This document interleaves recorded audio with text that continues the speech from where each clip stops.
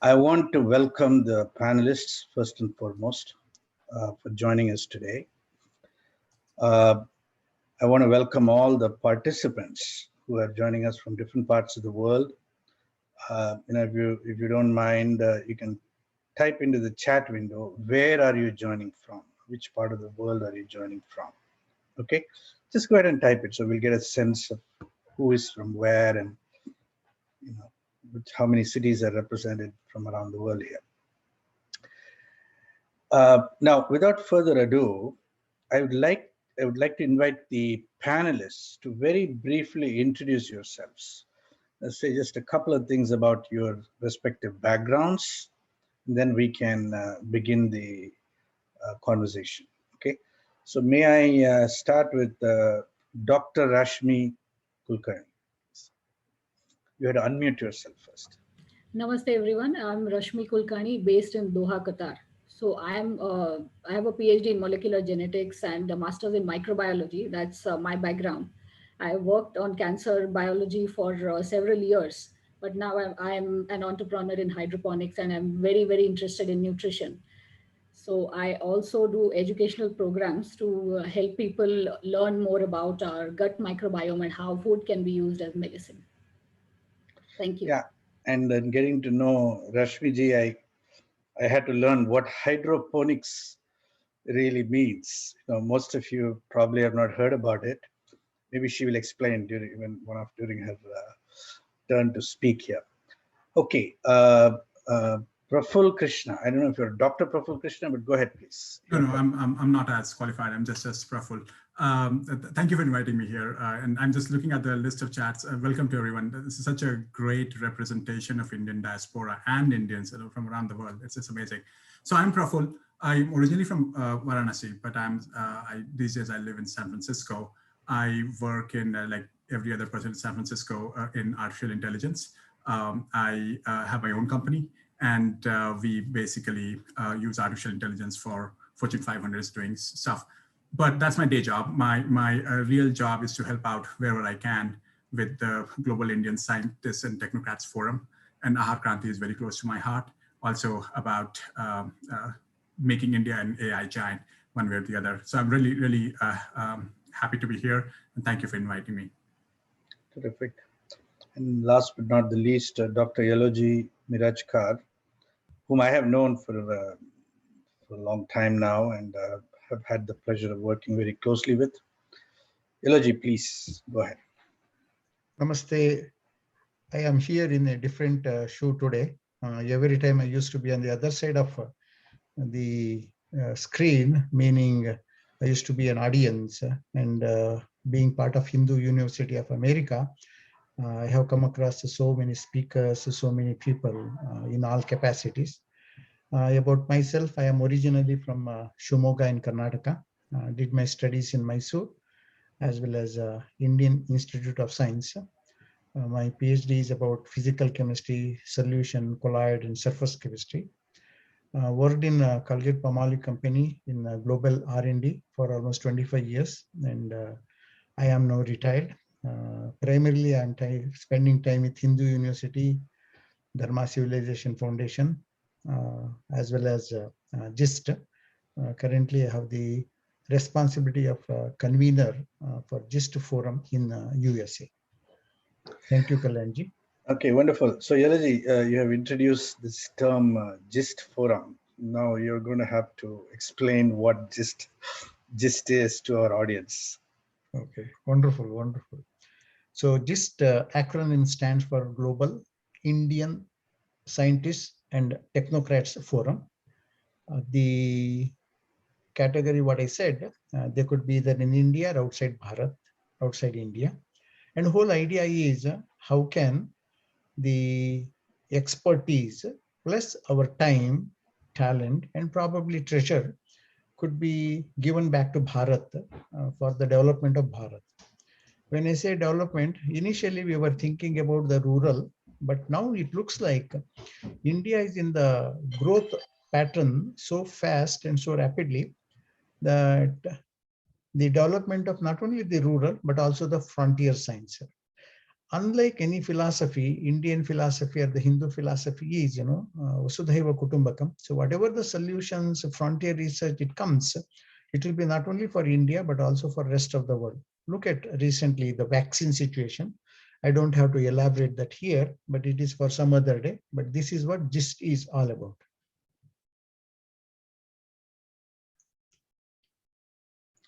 Okay, fantastic. So let us move on to the main theme of today, Aahaara Kranti, food as medicine. So who is going to begin the conversation here? Eloji, is it you? That is correct. I am going to begin. But just before beginning, I need to acknowledge, we all need to acknowledge the situation in Bharat. Our heart goes to so many people, so many families who are impacted. Our heart also goes to so many people, the medical profession, non-medical profession. In spite of facing the danger, getting contaminated, people are working for providing relief, doing anything to any extent that is possible for them to do. They understand the restrictions, they understand the limitations, but still, without thinking about the potential danger, they prepare themselves and also trying to help. Now, today, with the COVID situation, in the first round of COVID, while the whole world was impacted significantly, India also was impacted, but considering the population, the density, and the lesser numbers in all the dimensions, the whole world started looking into India in a slightly different fashion. Their curiosity arose to a larger extent because the numbers by any means was not at their expectations. In fact, right in the month of February, I believe, end of February or first week of March, there was an article in BBC, and what it said is that considering the so thick density, it is going to be a chaotic situation in India, how it is going to be monitored. But to their surprise, the numbers were not that bad. And they started looking into, it is something to do with the immunity, and therefore, what is that India has done in the past are doing in the present, because of which general immunity in India is much, much, much better compared to anywhere else. So that curiosity has led to do or initiate a lot of research projects, researches, everything. However, the numbers that are coming in the second wave are a little bit disturbing. It has shaken the basic foundation in Bharat. I just want to remind that the numbers are bad, but still it is in reasonable range. That doesn't mean that we should take it lightly. No, we have to take it very, very importantly. And we have to give priority at most to this one. So overall, the question is that in the future, if a pandemic of this kind, or anything that can shake the whole humanity, can we prepare? Health-wise, I believe there is an option, and that is our food. Can we treat food as our friend? And if we treat it as a friend, then we'll be conscious about the positive benefits of the food as well as the negative impact of the food on our own body, because our body is not machine. So obviously we need to understand a little bit more about it.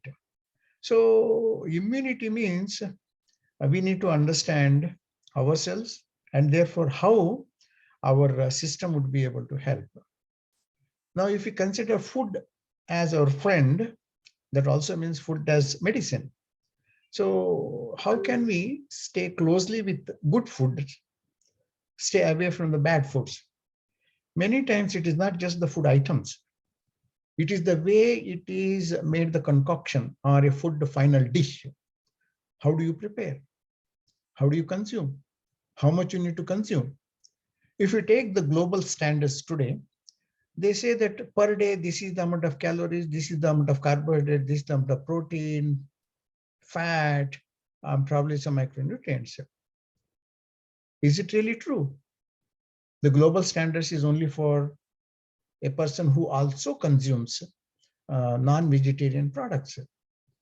But there are 1/3 of India or even more are not necessarily consuming any of these meat products.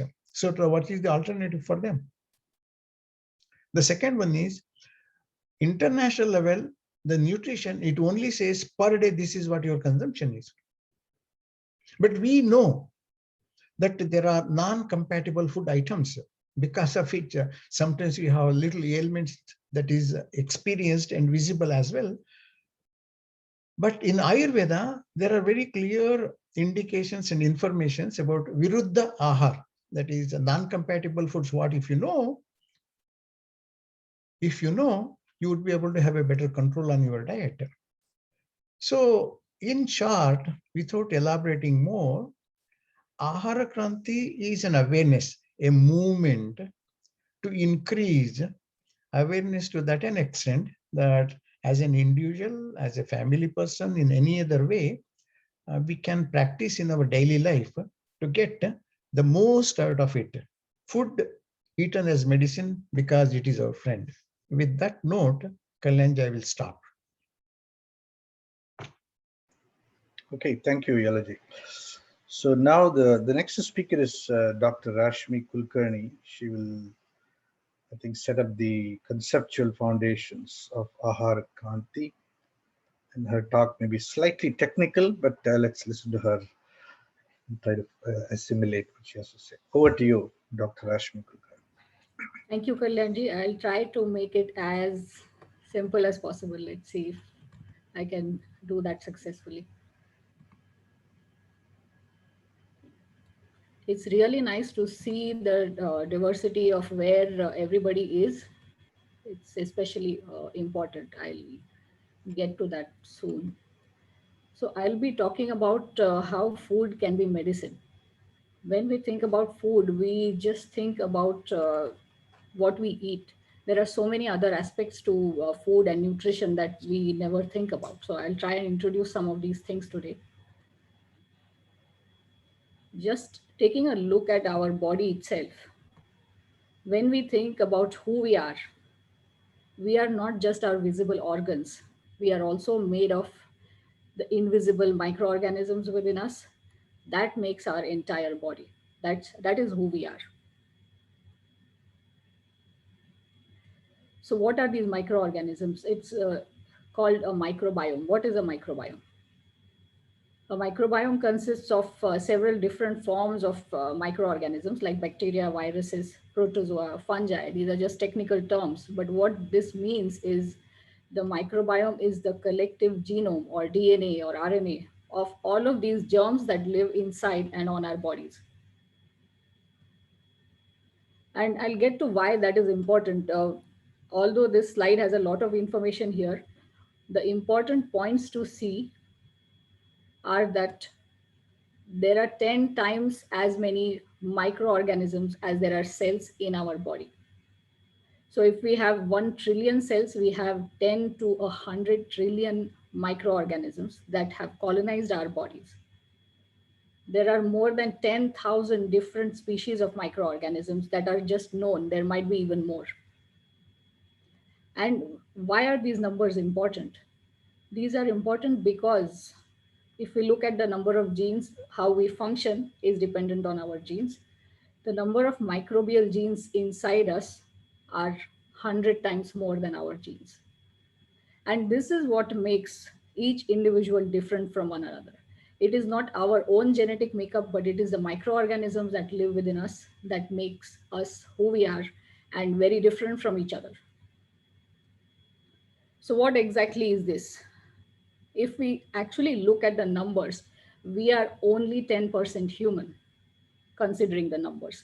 But if we look at the function of our cells and the microbial cells that are present in our body, it is less than 1% of what our cells, it is less than 1% what we actually do.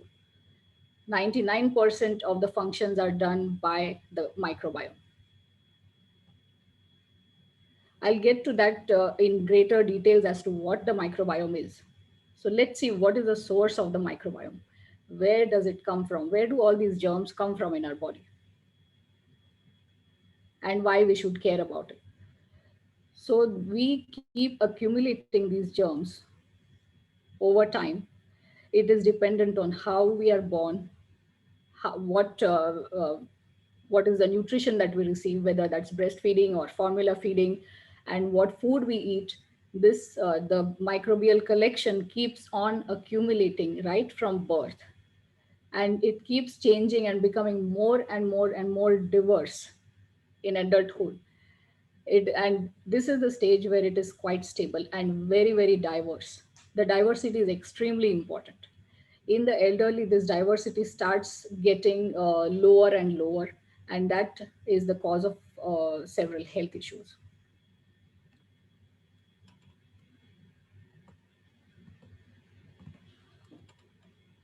So what the microbiome does is, so these are the germs that are constantly being introduced from the environment, from the food we eat. So what do they do? In newborns, when there are a few microorganisms that are introduced at birth and after birth through food, through the environment, what they do is they are constantly training our immune system. They are teaching our immune system what is good for them and what is harmful. And this training keeps happening over time till the immune system is developed uh, in adulthood. So 70% of our immune cells are present in the gut. These microbes are extremely important in the development of our immunity. And when this training happens in a normal way, whenever there are pathogenic microorganisms trying to invade, like COVID in this case, they will not be very successful if we have very good training from our own microbiome. This is just a representation of the gut cells. This is how they look like in a baby uh, at the time of birth. And these cells, the gut cells, keep developing over time. The immune system gets better and better and better because of exposure of these microorganisms that live within us. It's a very harmonious relationship that we need to nurture. As I mentioned before, the gut is the largest immune organ in our body, and we have to really take care of this organ in order to have the kind of immunity we need to defeat all of these diseases. So just a fun fact for a break in between, the surfaces that we think are dirty and we are constantly cleaning in our house are not the ones that are actually very dirty. These are some of the surfaces that are the dirtiest in the house. There are 200 times more fecal bacteria on an average cutting board that cuts meat than there are on a toilet seat. The dirtiest thing in the house is the kitchen sponge. But what we do instead is we are trying to get rid of all of the microorganisms using surface disinfectants, antibiotic treatments, antibacterial hand washes, everything that is antimicrobial. These are just some examples of what we use in our daily lives. We are just trying to get rid of all of these. And what that does is we don't have any exposure to microorganisms that will form our microbiome. So if this happens, what colonizes us is very harmful microorganisms instead. So this is very, very bad for our immune system and very, very bad for our health.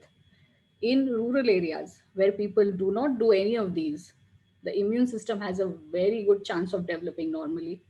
And they probably have much better microbiomes than people who live in urban, sterile areas. Where do we get a healthier microbiome? Kids playing outside or kids playing at home in a sterile environment? These are some of the things that we need to give extreme importance to and really think about this in terms of our long-term health. So what do these microorganisms do? If they are training our immune system, if they do a very good job, if we have a very nice collection of these microorganisms, we do not have a problem with immunity. But what happens when we do not have a good microbiome? These are the things a poor diet can cause, like things like gluten, salt, omega-6, saturated fats, artificial sweeteners, refined sugar, red meat, and things like that. These poor choices of food cause inflammation in the gut because these are not very friendly for the microbiome. On the other hand, phytonutrients with a plant-based diet that is very, very diverse help prevent this process. So what is dysbiosis? Dysbiosis meaning, it means a disturbed biological system. What happens when the microbiome is not healthy? It can lead to either dysbiosis or gut inflammation or swelling of the gut. And these are the causes of a wide variety of diseases, including allergy, autoimmune diseases, cancer, infections, how easily we can get infections, diabetes, kidney disease, you name it. There are all the diseases that are chronic are all linked to the gut microbiome.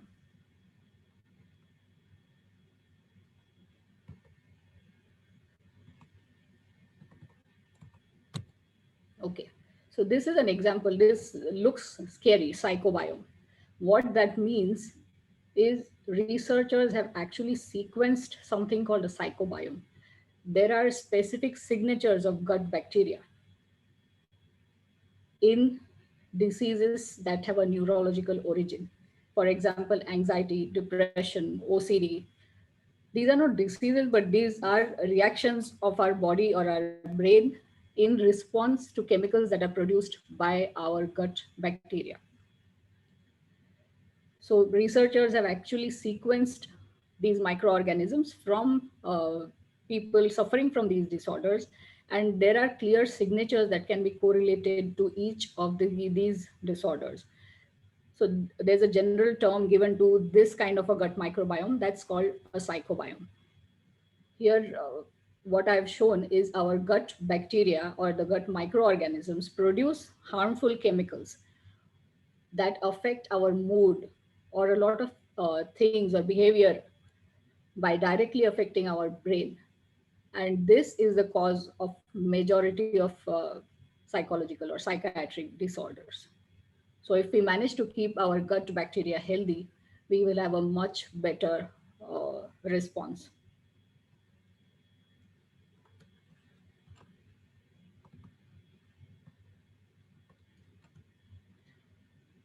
If we look at some of the tenets of Ayurveda, what we see here is it is stated by current research that the microbiome has an effect on all of the systems in our body, including the hematological, central nervous system, immune system, gastrointestinal, cardiovascular, endocrine. And what it does is it does that by supporting immunity, by supporting the digestive fire or Agni, and also by reducing the amount of toxins or undigested matter, because these are the microorganisms that help us digest our food properly.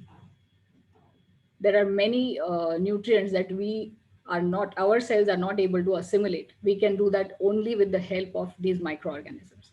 So in this way, the microbiome affects directly our mind, the body type, all the bodily tissues, and the kind of metabolic waste that is produced in our body.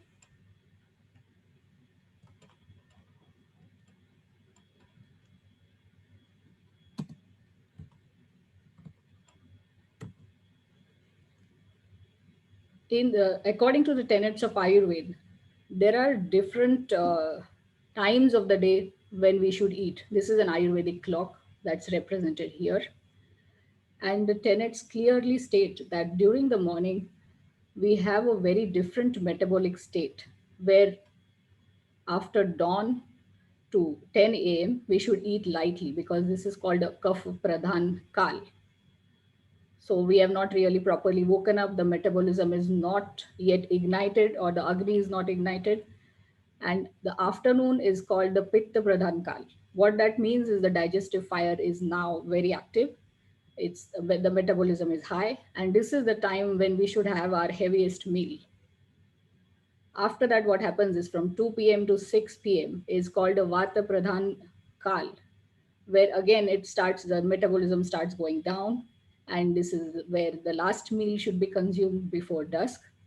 It's very specific as to what kinds of food can be consumed during these times because of a different metabolic state to be able to digest the food that we eat properly.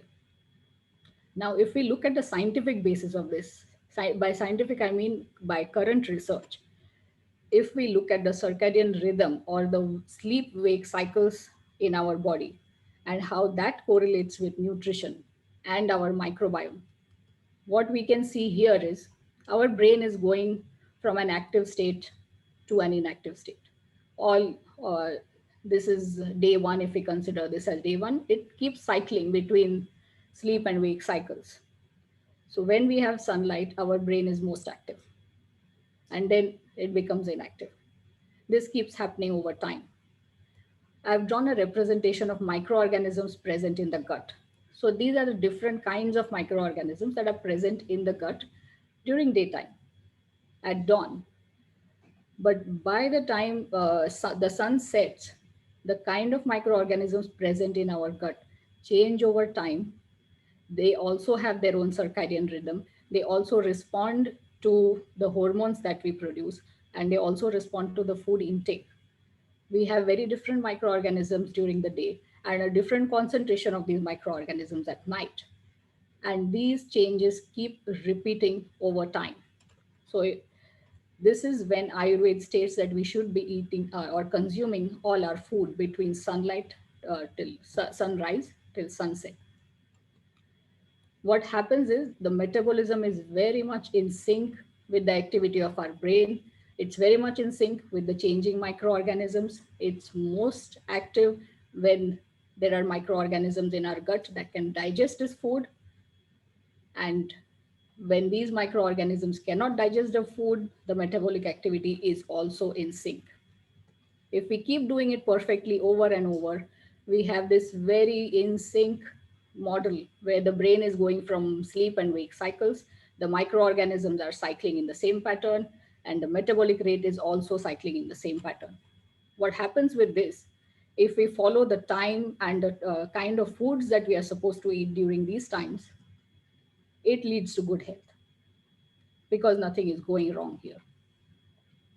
Now, I want to show what happens when we disturb this model. What we tend to do, most people tend to do, is they start eating when there's beginning of sunlight, and the last meal is somewhere close to the middle of the fasting phase. It is much later after sunset. What that does is these microorganisms are not equipped to digest this food. Now there's so much of a mismatch between the microorganisms and the food that is in the gut. What that does to the body is they are out of sync. And if we keep doing this over and over, the microorganisms on day N are unrecognizable. They are not the optimum microorganisms that we should be having because we have this combination of everything out of sync. The brain is in a different sleep-wake cycle. The microorganisms are not what they are supposed to be, and the metabolism is completely off. So here we had some undigested food. Here we have even more undigested food. And as we go on, continuing this pattern, it keeps accumulating, and we have a lot of toxic products accumulating in our body, a lot of undigested material. And what happens with that is these microorganisms that are now completely different from a normal microbiome cause a weakened immune system because these are not beneficial microorganisms. There might be even harmful microorganisms. And now they are teaching our body that we are normal. So our immune system doesn't recognize them as foreign. They also produce metabolites that are harmful for our body. And additionally, the food is undigested. So what the combination of these does is we are not getting the nutrients that are required for our normal functioning of our body. And we are also accumulating harmful metabolites. We don't have the ability to fight infections the way we were supposed to. And this will definitely lead to some kind of chronic disease or serious infections. This is just a model showing what happens. So we have good bacteria or good microorganisms in our body. There are neutral microorganisms, there are bad. So there are these endogenous factors like who we are made of, our DNA, our immune status, if we have any other genetic diseases or comorbidities. But there are these exogenous factors that affect the composition of these microorganisms inside our body. Some of them are climate, occupation, stress, sedentariness. But two of the most important factors are excessive hygiene, which do not allow a normal microbiome to form, and poor nutrition. What happens here is there's an imbalance and there's too much of the bad microorganisms being accumulated in our body. And this imbalance is the root cause of several chronic diseases and infections. So again, this was a time-based diet or nutrition. Ayurveda also states that diet should be seasonal. There should be a seasonal consumption of food. And our traditional diet, if we look at the Indian diet, it just 2 generations ago, uh, our ancestors were eating food that was very, very specific for all of these seasons. And that there was a reason behind that, because our metabolism tends to be completely different in each of these seasons. So the food was highly suited to that. But what has happened now is because of availability of all kinds of food 24/7, 365 days a year, there is no such division between seasonal consumption. Everything is consumed throughout the year, and we have lost the knowledge of what we should be eating in a particular season. It is also important to eat what is grown locally, because you are constantly exposed to the pollen or that kind of food where you grow up. So we evolve with the land. These are the important things that we should consider when we are thinking about how we eat food or what we should eat.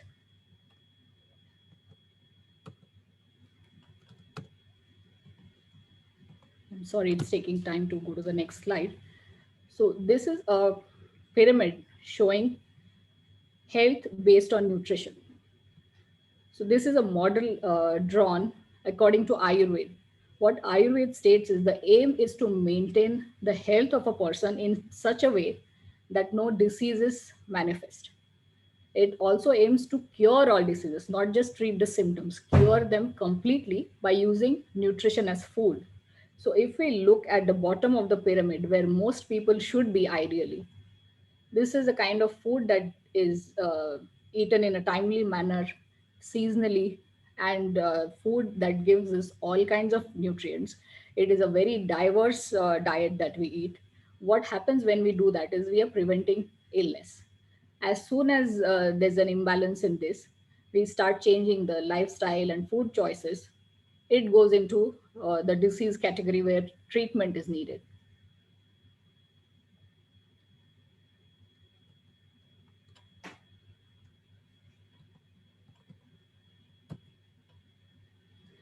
So if we look at what our microbiome does is, it helps us extract the right nutrition. There are many vitamins and metabolites that we cannot make on our own, that our body needs to function properly.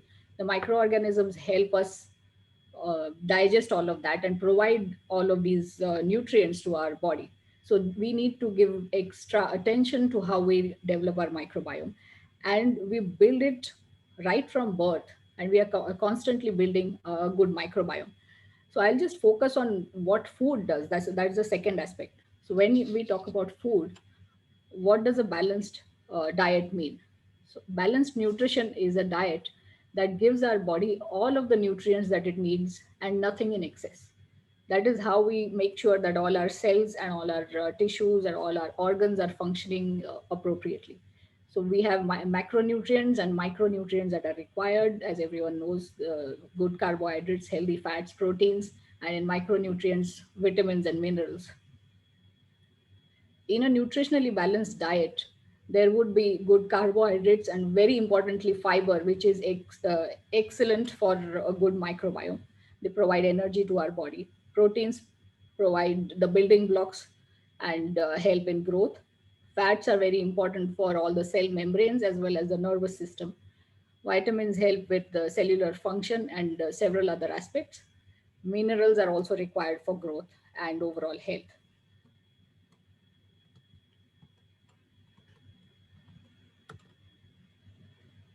So, why are these nutrients important?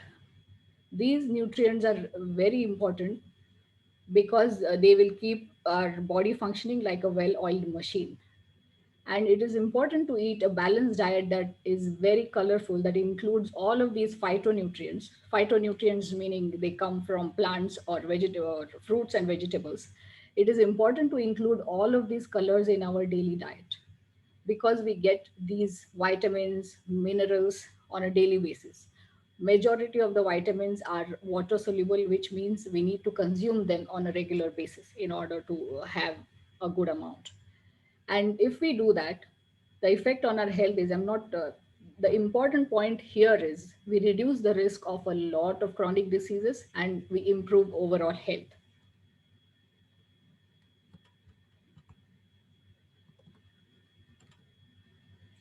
So, in a nutritionally balanced diet, when we have the right amount, it will help us grow and stay active. It will keep us free of all diseases. It improves cognition and motor function. And overall, it helps maintain a healthy gut because a good microbiome needs a very balanced, healthy, and a diverse diet, just like the traditional Indian diet, which is very diverse and colorful.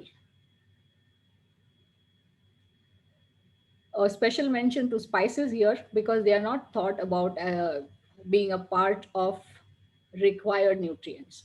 But what they do, it's very special. They are the highlight of Indian cuisine. And complex combinations of these spices are very important for providing a wide variety of bioactive compounds that not only help us digest our food, but they also boost our immunity. Some of them keep our blood sugar in check. They fight inflammation and reduce cellular damage. They are good for heart health. They are good for pain relief. And these also reduce foodborne illnesses by acting as food preservatives. They help in preventing allergies, asthma, and other respiratory issues. So these are star performers that are used in minute quantities, but they do a lot additionally apart from the basic balanced diet that we have. So the consequences of not having a poor, not eating a good meal or a diet is, as I mentioned before, stunting and wasting in children, which is very, very common in the children below 5 in India. Obesity and overweight without proper growth and development, increased risk of diseases that are chronic, reduced brain function, increased risk of bone disorders, autoimmune diseases, eating disorders, non-alcoholic fatty liver disease, a weak immune system, poor dental health, poor wound healing, and this is just a brief mention of what can actually happen. So nutrition is the most powerful tool we have where we can use food as medicine. It's a very simple thing. We already have food if we make the right choices. Our nutrition is the single most important thing, and it is in our control that we can do for our health and well being. A healthy nutrition is much more important than any medicines prescribed by any doctor. It is one of the most powerful tools to alter or reverse even chronic diseases. It's never too late to change the dietary patterns.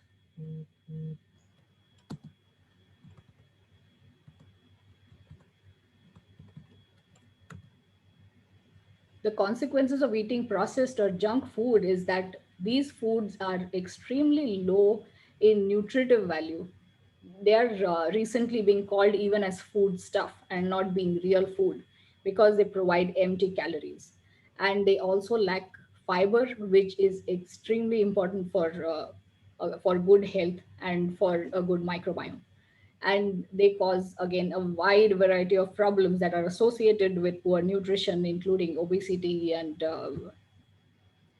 loss of brain function, proper brain function, anxiety, depression, worse appetite and digestion, increased risk of several forms of diseases, general poor quality of life, and poor gut health.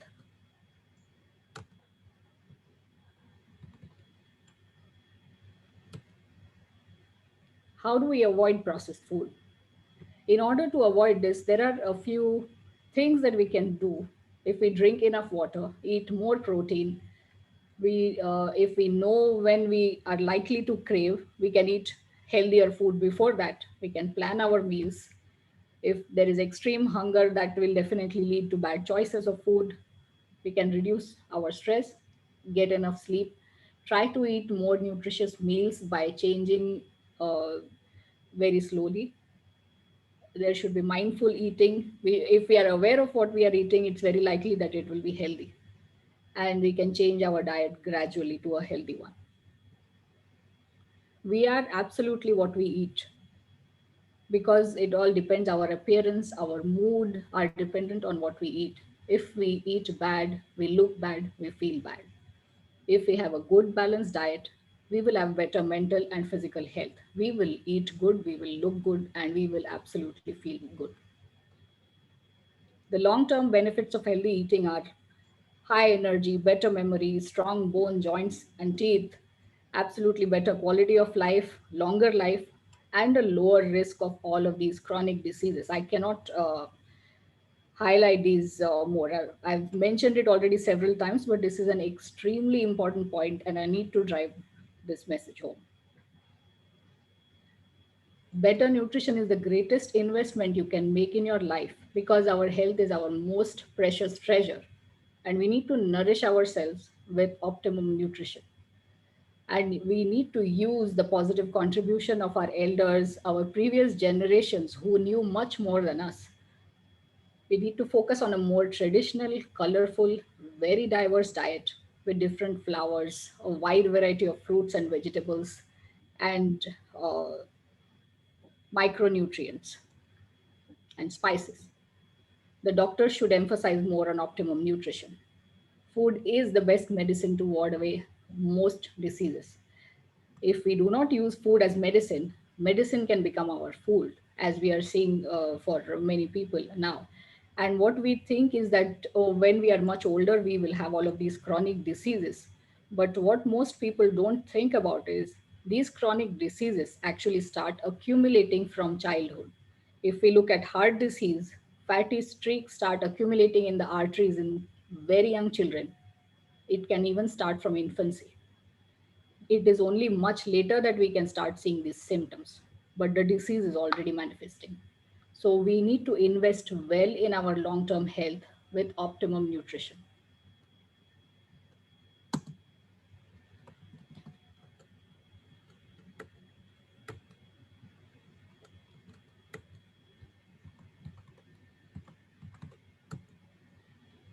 So when we think about food and when we think about changing our diet, we think that, oh, it's so difficult to, change our diet and start eating healthy.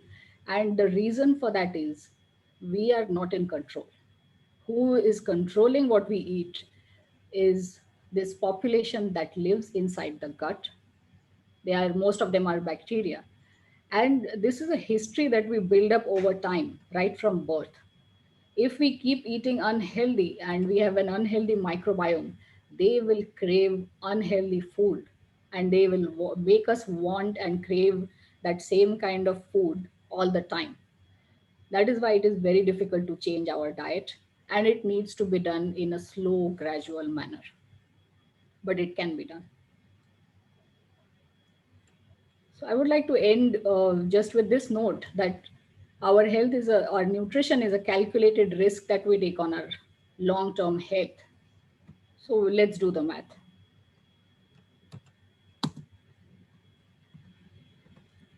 Yeah, thank you. Okay, great, terrific, Rashmi. That was a wonderful presentation. Eloji, you have a couple of remarks. Rashmi, I want to also point out, somebody was saying, can you put up this slide on the seasonal variations of nutrition? Sure, I'll do that. Just for once, a couple, Yeah, 10 seconds. As Rashmi ji is going to pull that slide out, what I said in the beginning is food is our friend. Obviously, we have choices to make what we eat. Now, think of it that microbiomes are also our friends. So if we take care of them, and they will stay with us. If not, they will run away. So our job is to keep them as friends means we have to follow some habits of eating good, nutritious food, and at times that is relevant. So I just wanted to mention that food is our friend, so is also microbiomes. So let us take care of it. Okay, great. Eloji, thank you. Okay, so I have the slide here. Yes, please. You can close the slide. You can stop sharing. We'll go to the next speaker. But before we go to Praful Krishnaji, I want to ask a question. Okay, and to the panelists. Listening to this, one of the thought that occurs to me, but I'm sure it occurs for others too, which is if we have been living for so long in our lives without any food discipline, say, can we still change and will it still make a difference? So that's the question. Okay. And Rashmi, you want to answer that question? Yes, I would like to answer this. There's an very interesting study that I wanted to highlight is that there was a paper published last year where it was shown in that study that the participants who went on a meat and cheese heavy diet, it took only 3 days to change their microbiome to have markers of cardiovascular disease. But when people were in the other group where they switched to a plant-based diet, which was much healthier, there was no difference because it takes up to a year to change the gut microbiome. To reverse the damage, but it has to be done and it can be done. It takes much longer to repair it than to damage. Damage happens instantaneously. 3 days is enough. So if we change our food habits and so on, it will take a year to for the microbiome to change. Yes, it depends completely on where we start from. And unless we start taking the first baby steps, we are not going to reach anywhere. If we look at this good health as a mountain, unless we start climbing, we will still remain on the ground. Anywhere we are on the mountain is much better than being on the ground. Right. Some of us are in the ditch, not even in the ground. All right, Prafullaji, you're gonna speak about Aahaara Kranti as an initiative, and what your plans are, what you're trying to Absolutely. create, and so on. Yeah, please go ahead, please. So obviously it's very difficult to follow such an interesting presentation by Rashmiji, but we'll try our best. And before I start, though, I want to challenge everyone who is attending today. Right? Eloji talked about how food is important as a source of immunity. Rashmi ji gave it not in terms of folklore that we have been hearing from our grandmothers ever since we're children, but in terms of very explicit scientific terms on why that is true and why food is Aahaar is Aushadhi, as we call as you say in Hindi, and why food is medicine, right? So I want to challenge everyone to think about it, that where are you on that, as Kalyanji said, in the ditch or on top of the mountain in terms of your nutritional habit, in terms of your own lifestyle? And then this is a thought that started in our mind that, look, what do we do to make sure that people have begun climbing this mountain on a nationwide basis, or not even just nation, but all around the globe? And that is Aahaara Kranti. I will share some slides, but that is the basic ideas. That's the basic thing that we are going after. Let's see. Can you see my slide? Just let me know if you don't.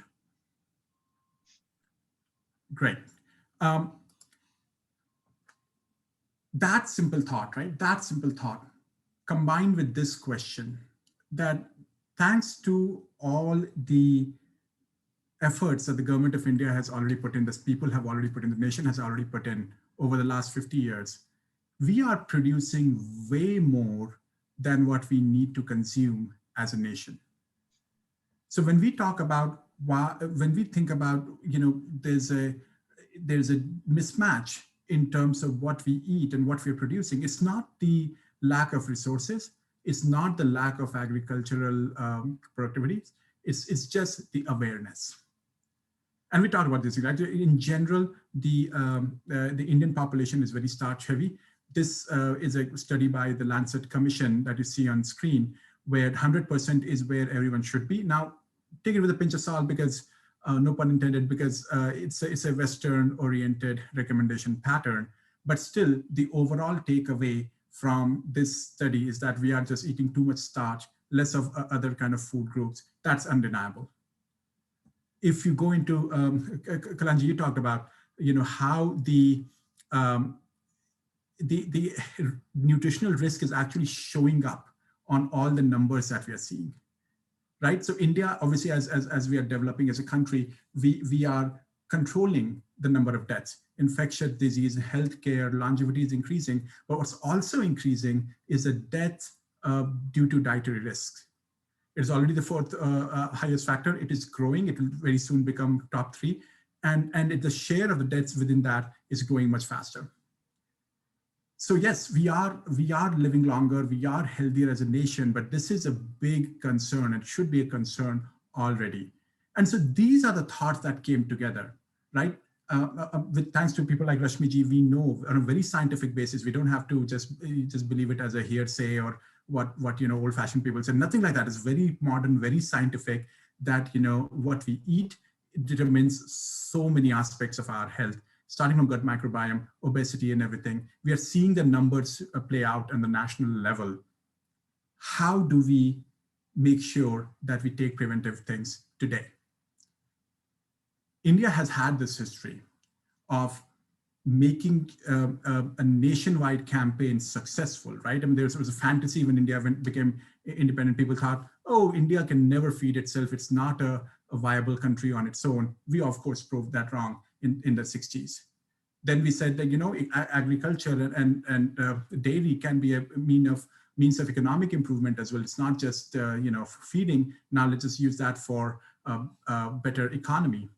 And now we are saying, can we have this Aahaara revolution where we can just focus on the better awareness of nutrition to save lives, to improve health, and of course, the ancillary effects of the economy. Plant-based diet, as we just saw, is just a low-hanging fruit, but obviously the whole spectrum is very different. It includes all aspects, all lifestyles, and it's different for everyone. Like a Maharashtrian person will have a different response to this than a UP person versus a Tamil person, right? And it's very different for, we have like 127 agri-climatic geographic zones within India. So there's 127 different answers to this, but we all has to start with one simple thing. Can we have better awareness for the positive nutrition? Not just in India. And if you think about it, like, India is in such an interesting stage of development that, if we do it right in India, it is a role model that can be set for everyone, not just emerging world. And the more I think about it, the more we work about it, the problem is in here in the United States, in Silicon Valley, it's there in every developed country. And this can be a forum for another way India can be a Vishwaguru. Great at a high level. And obviously I can talk for hours on how we do it, but we have to start somewhere. What we think is that, the best way to start, to create maximum leverage, to create maximum momentum in the shortest amount of effort, is to start with students. So train the teachers, train the students, the message goes to their families, and eventually it goes to the society. We are hoping to start with better awareness. We're hoping that will relate into better nutrition and eventually the better agricultural practices, because look, this has to be supplied from somewhere. All the fruit and vegetables, maybe hydroponics is the answer, maybe horticulture is the answer, maybe getting away to from a vicious cycle of grain-oriented agricultural patterns to a virtuous cycle horticulture, herbiculture, pisciculture, other things which maybe can help our farmers as well. So how do we start? As I already talked about the audience, we talked about the objective. We are focusing on the NGO partners, and reaching out to the schools and Anganwadi in India. Government is already becoming, we have a thought of government will be a second stage. Government is already becoming very interested. As some of you must know, we had a very successful launch event just last month where Dr. Harshvardhan was there from Department of Science and Technology, and so many different people from the heads of different departments from different ministries were there to extend their hand. And eventually, obviously, we have to include the private sector as well. We're starting with English. I'm talking in English, but that's not gonna cut it.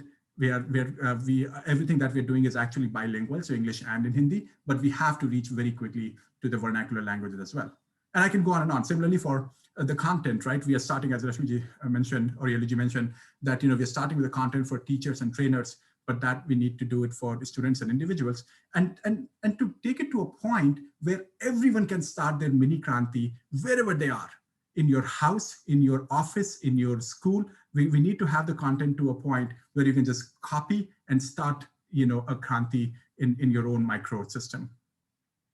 Format, of course, we are starting with online, has to be physical, and India is mobile first. In India, is like 85% penetrated with mobile. So 85% people in India have mobile phones. So all that needs to come up.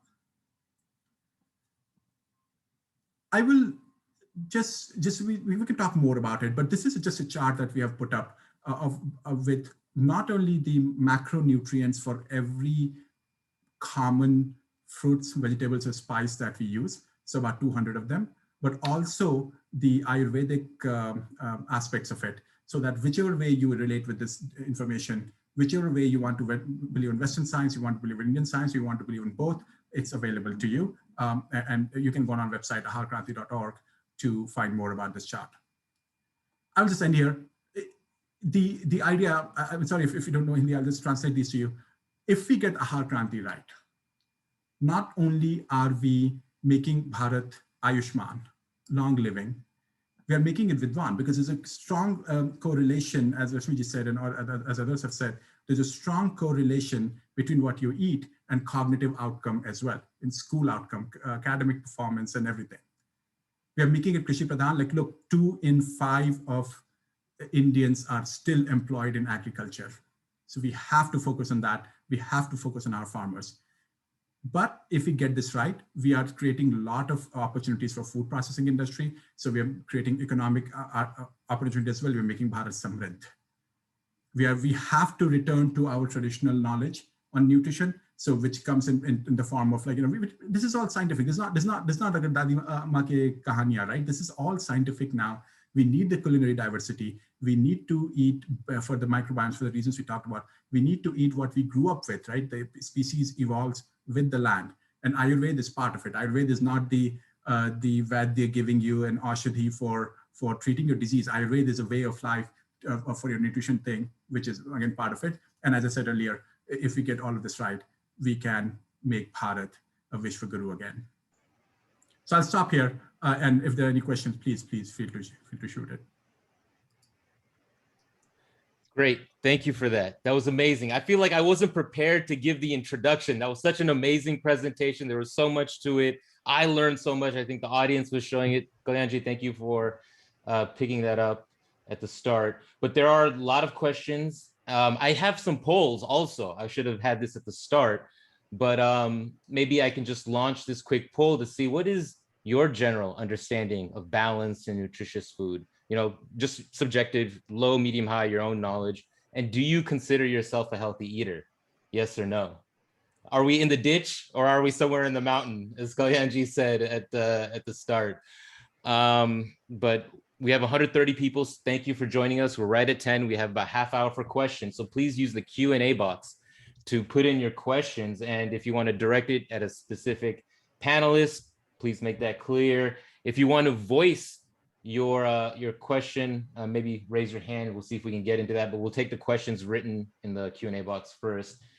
Sumegaji asks, eating as per our genes or keto diet, we mentioned the meat and cheese diet earlier. Are these things right to do? What is right? What is wrong? How do we get into it? People do see difference when they switch to vegan or even a keto or another diet. As you said, it can change very quickly. But please, and it looked like you were typing an answer, Rashmiji, but I don't know if you ended up sending it. No, I didn't type anything. I thought the questions would be taken up later. That's why I didn't type the answer so that everybody can hear. So if we look at all of these different diets, they may or may not suit us because we have a history of our microbiome that we have collected over time. And it totally depends on each individual. Our microbiome is like a unique fingerprint that we have. If we look at a keto diet, for example, it is a very protein heavy diet. It does not have a balance of good carbohydrates or healthy fats that we would need for our body to function properly.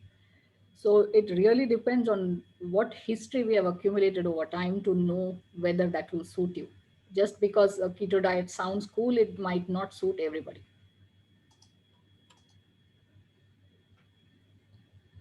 Okay, thank you for that. Raghuji asks, as a parent of autism kid, a child with autism, I'm not sure the proper terminology, I was searching for Ayurvedic solutions for the last few years. If you want to expand on that. Yes, so one of the things that I mentioned here in the psychobiome slide was autism and autism spectrum disorders. So there has been a lot of research on that, and there are particular signatures observed in children or people who are diagnosed with autism or autism spectrum disorders, and even ADHD. So what researchers are doing, I'm not sure what the Ayurveda treatment would be. I'm very sure there is something, because what is required here is most likely a rebalancing of the gut microbiome. That might not be the case for everybody who has this, but there has been great success in children who were given a fecal transplant, as bad as it might sound. But a fecal microbial transplant is directly transferring somebody's healthy microbiome to children who have autism so that they have immediate relief from the symptoms. So this has been very successful. I do not have that much information about what the treatment would be in Ayurveda, but I'm sure there is something. Nutritional changes definitely help in autism and autism spectrum disorders. Interesting. We still have the poll open. Please plug that in. We have a second poll I want to put up also. Next question from Prabhatji. Dr. Kulkarni, why is eggplant or brinjal considered a negative pranic food? Is there a relationship between pranic energy and phytonutrients, the way we know it? And a lot of people, or go ahead if you want to answer that and how you want to answer that. No, I'm really sorry. I'm a researcher and I do not have that kind of a background to even start answering that question. I need to thank our team members in Aahaara Kranti who helped with the preparation of the Ayurveda portion of it. I need to thank everybody, in fact, which I'll do in a few minutes. But I don't think I'm equipped to answer that very specific question, but we can get that information and get it across. And so some other people were asking for slides and other details. We will send a follow-up email with selected links and the form to volunteer and support Aahaara Kranti in the follow-up if you registered. So we'll include that. We'll ask the panelists what they want to include, and we'll send that out to everyone as we go through these questions. If I can interrupt you just to say one thing. Look, Kranti is not an individual effort. Kranti comes when everyone comes together. So please join us. If we don't have the answer, we'll find it together. And you know, I saw some question where, you know, is it a Government of India initiative? It is no. It's just people like all of you. It's just we're the same people. We are just, you know, we have our day jobs. We have our other things that we are focused on. But because we are passionate about this issue in our own lives and for the country, we are coming together. So please join us to kind of pile on what Ankur was saying. And we can, I'm sure, find all the answers. I would like to just comment something about questions that have come in the chart. There are specific recommendations, specific asks are there. Kindly recognize that we are increasing the awareness. Our efforts is to increase awareness so that once we become aware, we can also reach to the subject matter experts practicing Ayurvedists, practicing doctors, practicing dietitians, all those people. And awareness will also help them to prescribe appropriately. So in this platform today, we won't be able to give specific recommendations on any of the things. What Rashmi ji mentioned is about the rainbow, something like that, where varieties of food items are important. Why?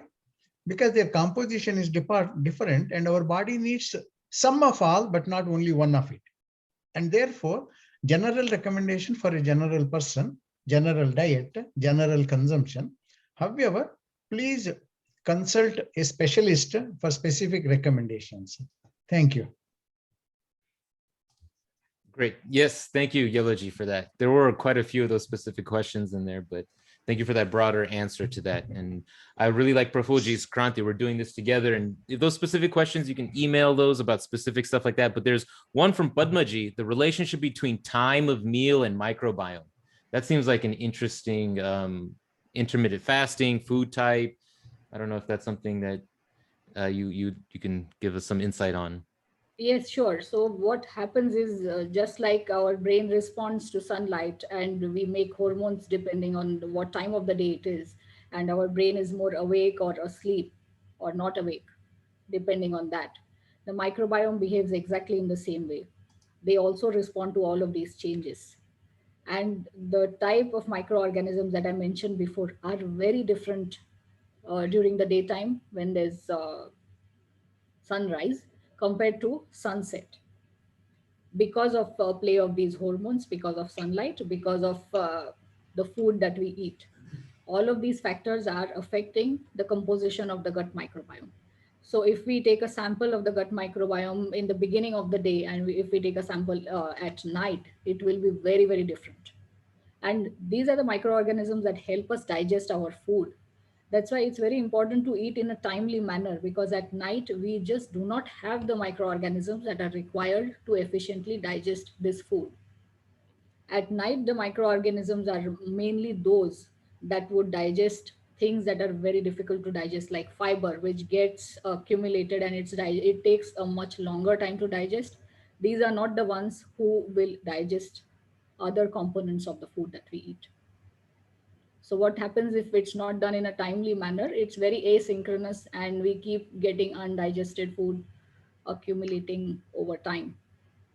So what intermittent fasting does is it breaks the asynchrony to some extent of the accumulated, the phases that are changed in our metabolism and the microorganisms. That's why intermittent fasting is helpful, because you are again eating within that time frame of daylight. So that is the reason why it helps reset the microbiome a bit. I don't know if that made sense. Yeah, no, that was interesting. That's how, because intermittent fasting basically depends on eating only when there is daylight, not after sunset, or not very early. Let me just add one comment to that response. Intermittent fasting. Imagine ourselves standing in front of a refrigerator, and you open, you'll find lots of items, right? Now imagine the same microbiome standing in front of open refrigerator, and there is a lot of item is there. It's going to use something, and something is always left behind. And the left behind, if it is there, it is going to decay and do all kinds of negative aspects that Rashmi ji mentioned. On the other hand, think of it, the same open refrigerator, there is only a few things are available, and you have to eat. What you will do?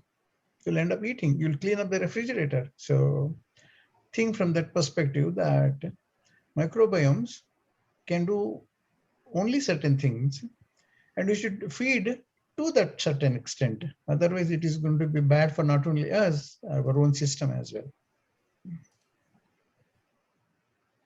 So, considering the amount of interest there is on specific food items and so on, it is my understanding that when it comes to matching foods for people's types, body types, or vata, pitta, kapha, balance types, and so on, it requires a very customized kind of recommendation.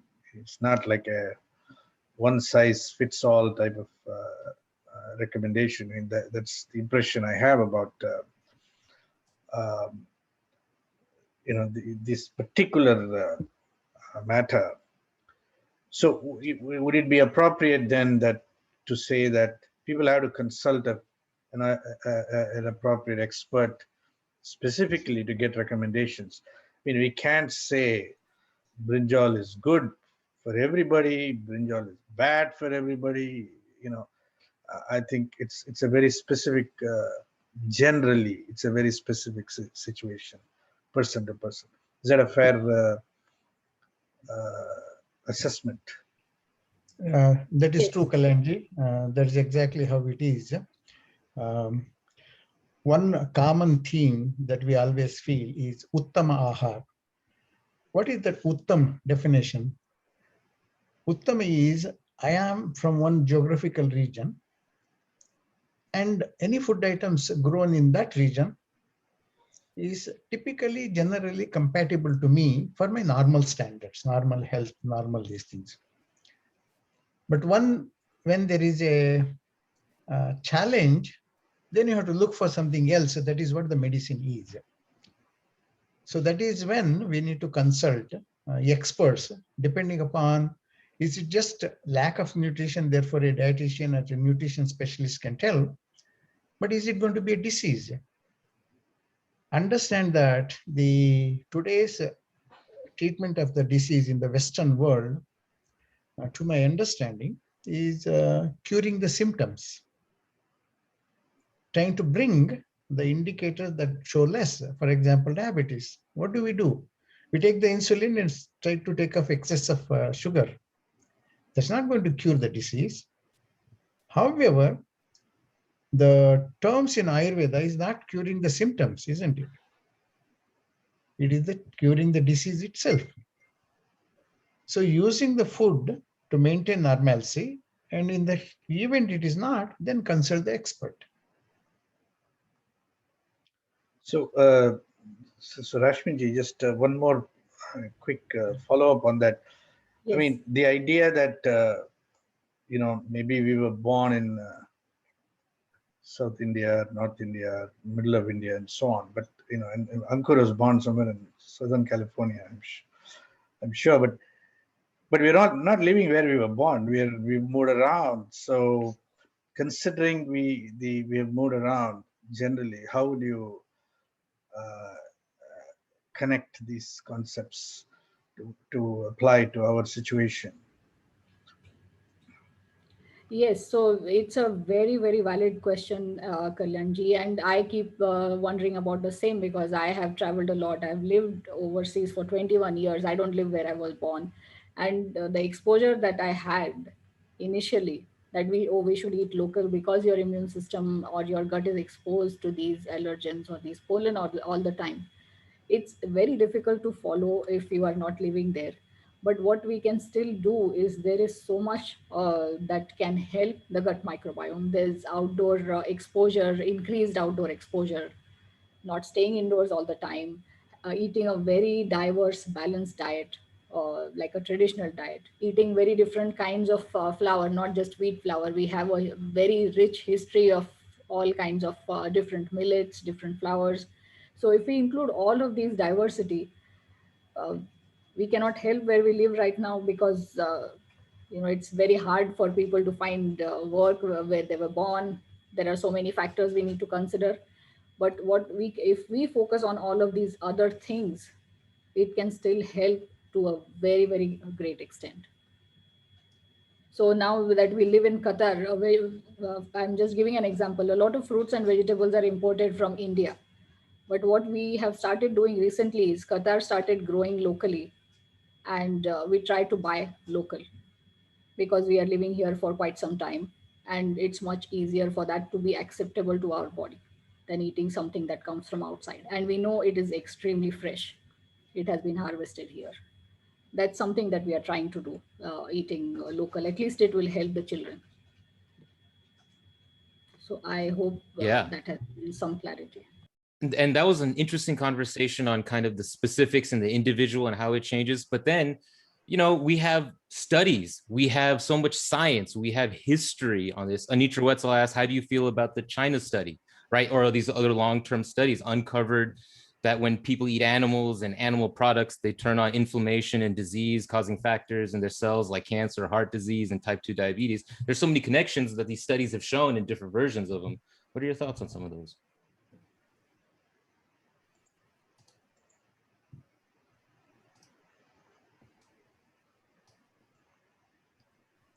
Maybe Profulji, if you want to.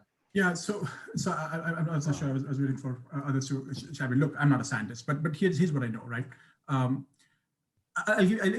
give a very unrelated example to elaborate my point, right? There is a script, ancient script written by probably 600 BC by Maharishi Kannada, who essentially talks about gravity. The 600 BC we're talking about.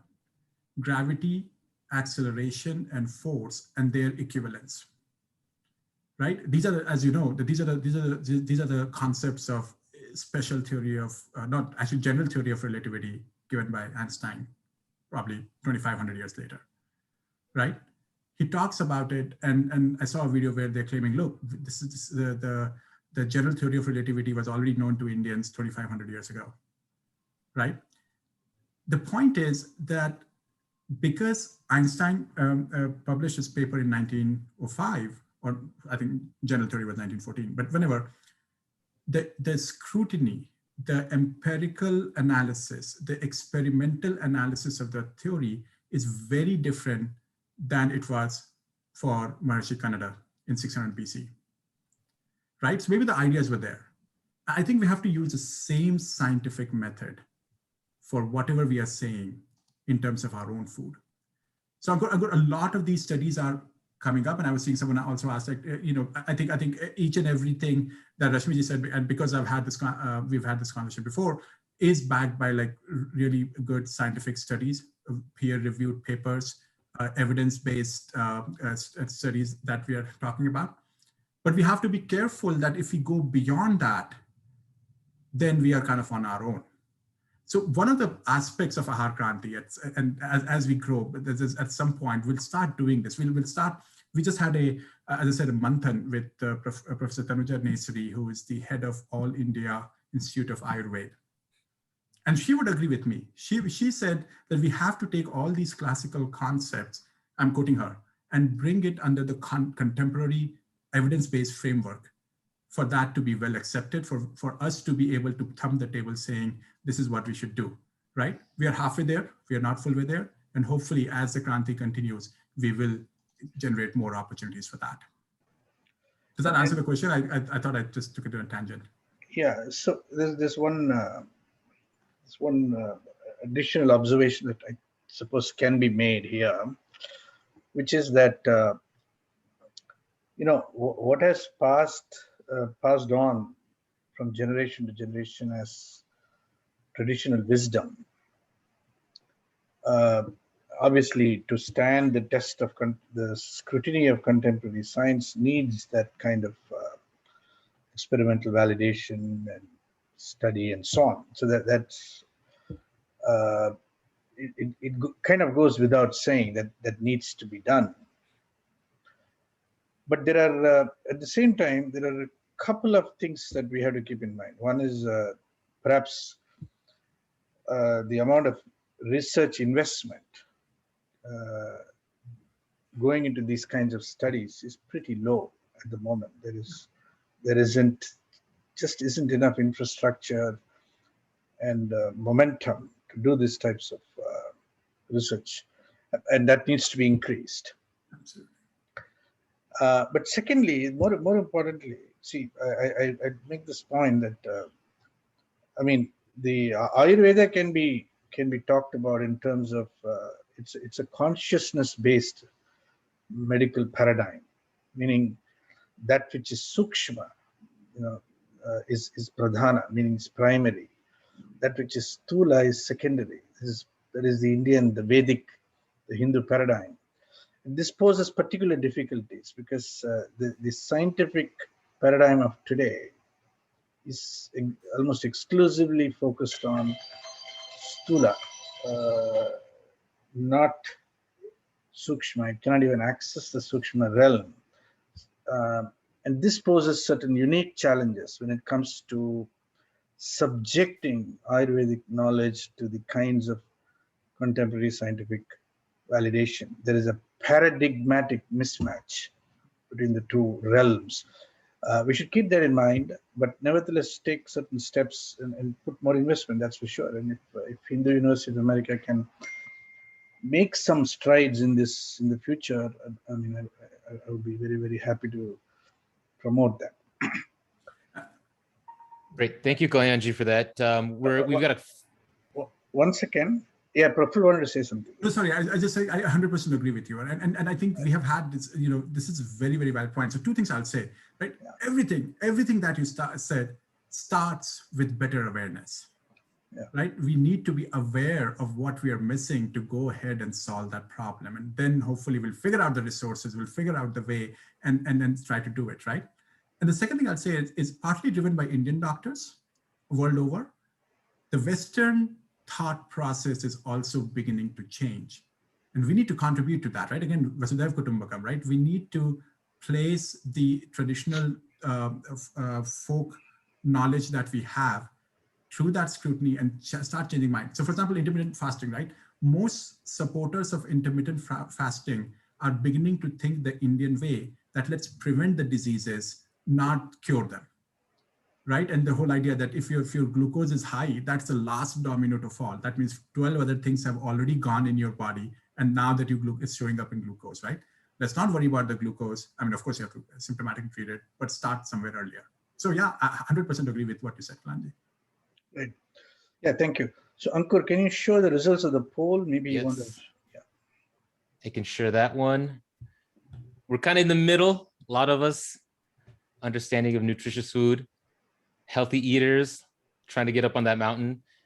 I have one more poll if I can share right after that. You have a good look at that? Yeah. Yep. And then this one, a little bit of maybe the impact of this presentation. As we're talking about, we want you to get involved. We're doing all this work. There's different vehicles we need to be building, but do you think this is a start in impacting your own eating habits? And did this improve your general understanding of nutrition and health? And if you click that last one, it has opened my mind and I want to learn more, we'll be sure to follow up with you. We'll follow up with everyone. You're going to get the email with the webinar recording, some links, but this just allows us to know who's really interested. And it's nice to see. So we still have 112 people on. We have a few minutes for maybe closing thoughts from our panelists as people fill in this and want to let us know how much they want to participate and the impact this had on them. There are lots of questions we haven't taken up. Okay, I just want to acknowledge that. People are asking very specific questions like, what's your advice for muscle hypertrophy and maintaining energy levels as an athlete on a vegetarian diet? That's very, very specific, and I am afraid, as Rashmi said, it may not be appropriate to try to give out advice on this webinar at that level of, granularity. Now, here's another question. Somebody is asking about specific disease conditions and so on. I think we should excuse ourselves from trying to get into those specificities of diseases and remedies and recommendations, etc., for this webinar. Yes, I just want to mention, I'm sorry to, sorry, go ahead. Go ahead, please go ahead. No, I just wanted to mention here, because there are so many specific questions, we know each of us can relate to this. What we did today was give a glimpse of the tip of the iceberg. There's so much more to know. There's so much information about each of these diseases, health conditions, and so on and so forth, that yes, there are experts available. Yes, there is nutritional information available. They just need to be reached by people directly. And we are just here to make people aware that there are these other factors also not just nutrition. There are these other factors. And then there's balanced nutrition, which we don't think of in the right way. This is just to increase awareness, and I hope that helps people in making the right choices of who they talk to about nutrition and what choices they make in their lifestyle.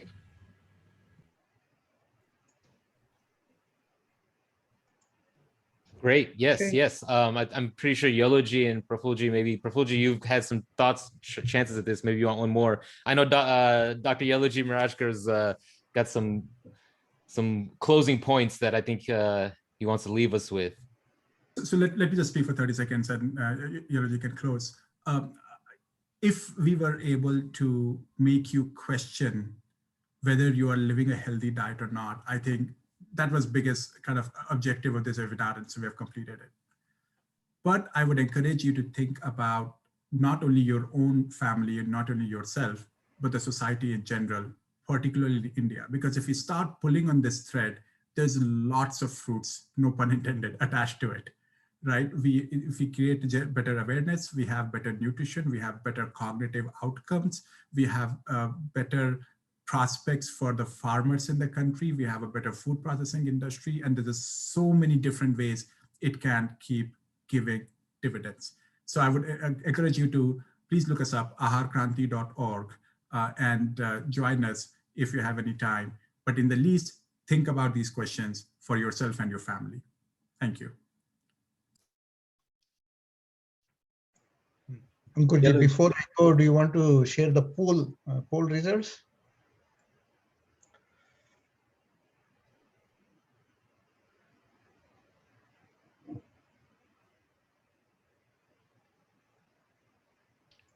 Very interesting. Good. We have to do a better job. So somewhat 25%, 23% has to be reduced to single digit. And we have to increase the last 37% to maybe 73%. We'll try. We'll try. Maybe Hindu University can hold more and more webinars, and we can move slowly but for surely in that direction. Okay. All right. So I want to leave a couple of messages to you. One, I want to share a message that Sadhguru mentioned about what is awareness and why a country like in India, awareness plays a significant role. So allow me to share my screen and let's see, it's here. Okay, let's see, everything set. Okay.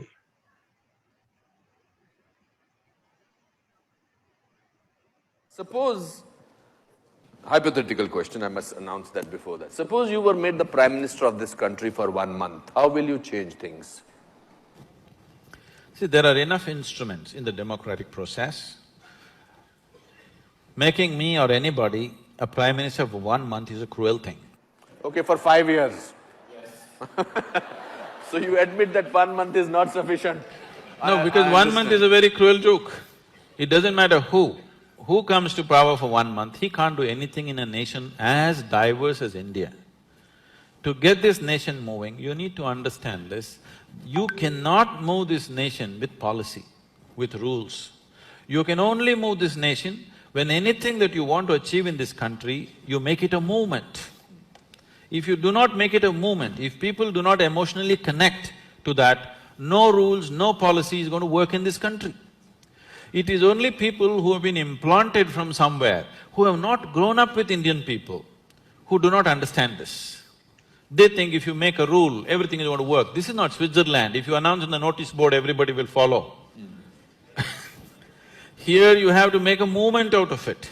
You have to make people connect emotionally to what needs to be achieved.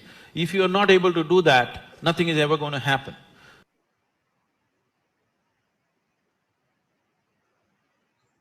So you can understand the significance of what the movement is. I think there was a question earlier, is it a government initiative or not? And Profulji did answer, and I am reconfirming that this is not a government initiative. If it becomes government initiative, we all know that they can do only certain extent, but they cannot do to a larger extent. So what is our goal? I think earlier Prafulaji shared a spider chart. I'm going to share the spider chart once again because it has all that is required for us to take message for ourselves and probably take the message to rest of the world. And for us, the rest of the world is nothing other than the individuals, the families, and the friends and the acquaintances. They become aware of this one.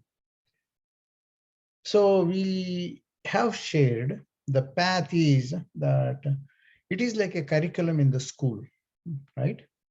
And the curriculum has to be familiarized with the teachers so that they can teach it to the students.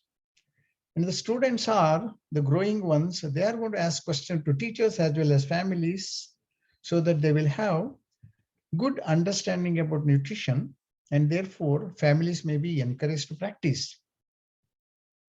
And through families, it will percolate down into societies. Now, many times, many people ask, hey, my economic conditions is not that great. Hey, in my neighborhood, not the things what we want are available. They are available, but not to the extent what we need. That is why this awareness is required. And Prafulaji also nicely articulated about where we have begun. Our beginning is through teachers to students and students to families and families to the society. And today, our languages are English and Hindi. And the media, what we are using is the schools, either directly, NGOs, Anganwadis, and things like that. Now, the question is, what happens if we increase the awareness? Well, I know something in English and Hindi, other languages can be made applicable. I can be part of it. How can I communicate? I can use gamification. I can use different tools and materials, collaterals. Maybe it is an online format, all the physical or mobile first, something like that. But is it alone? Is it good enough? Probably not. The awareness has to influence and bring the changes, whether it is public sector or the government sector. I was talking to a couple of organizations who provide midday meal in Bharat. The assistance they get is about 4.5 rupees per child if they are in the first preschool or maybe early 1 to 3 grades, and 6 rupees when the grade is little above. Now you think of that in this economy, in this amount, what kind of nutrition they would be able to provide, we do not know. But we want to reach them, increase awareness about the importance of nutrition, starting from embryonic phase. We have started calling it as E to E, embryonic phase to end of our life.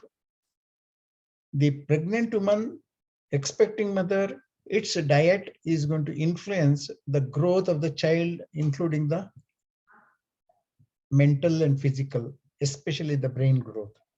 If not, it is compromised. Lactating mother, anything that goes to the child is through the mother, and therefore the nutrition has to be at its best. If they are at best, then the cognitive skills, what is cognitive skill? It is nothing but presentation, use of our 5 senses. Our understanding will become better, means learning will be better. If the learning is better, it is reflected in the performance. It may be in our own life as a student, or maybe work, or maybe taking care of my own family later. Also, it is about my own performance in the team environment, my own performance in the social environment. So that is very, very important. And I think Rashmi ji articulated about the onset of diseases. Any of these diseases, cardio, diabetes, kidney, these are time and again are proved due to the unbalanced or the malnutritioned body. How can we address it? It is not something that is answered today and it is going to be reflected tomorrow. No, they take decades. So what can we do? We have to do the ramping up of our health and maintaining it in that fashion. So the awareness is going to lead in the direction. Is it alone sufficient? Probably no. We talked about Krushi Pradhan. Krushi Pradhan happened, but it has to become balanced. How can we promote the system so that there's a balanced production between and consumption? how can we encourage less producing items, and how can we control overproducing items? That is what this awareness is going to bring in the field of agriculture. Same is with the health. We talked about earlier, I mentioned in the beginning that the National Institution of Standards are international. They talk about what to be taken, how much to be taken per day. But very little information is available when to be taken, what to be taken, how much per day. That is the beauty of Ayurveda. Obviously, this awareness means, as Kalyanji mentioned, the substantial investment that is required to conduct the studies. And these are the studies not to be done in a month or a 2 months or a decade, a year. Some of these studies has to go a little long because Ayurveda is in the process of treating the disease, not curing the disease, not just controlling the symptoms. The education, can they incorporate the in curriculum? Can the volunteers given sufficient amount of information so that they themselves can give the general ideas what was presented today? Again, the different school grades, you cannot use one level for everyone. One says does not fit at all. You have to use more images and less words in the early ages of schooling, and probably more wordings and less images later. And even later, probably engaging in conversation with the questions and answer. So all these things, so depending upon whether you are in the audience or in this, or the partner or the language or the content, you can be part of this one. The least that we can do is, if I have become a little bit aware about what is good and what is not good, can we practice in our life?